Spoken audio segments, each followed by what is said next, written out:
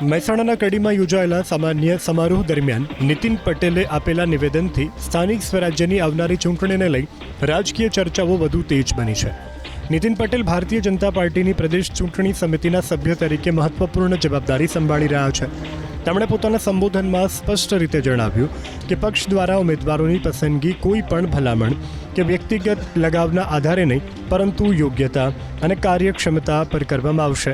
તેમણે કહ્યું કે મારો એ સારો નહીં પણ સારો એ મારોના મંત્ર સાથે આપશે ટિકિટ.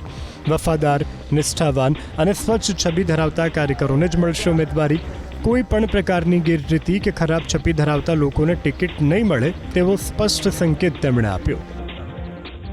દરેક કાર્યકરોને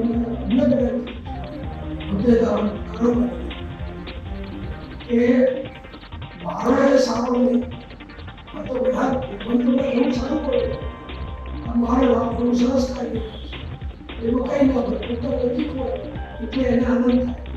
પણ પ્રદેશ અધ્યક્ષને સૂત્ર આપું છે, બધા જાણીએ છે કે મારો એ સારો એવું ના, પણ સારો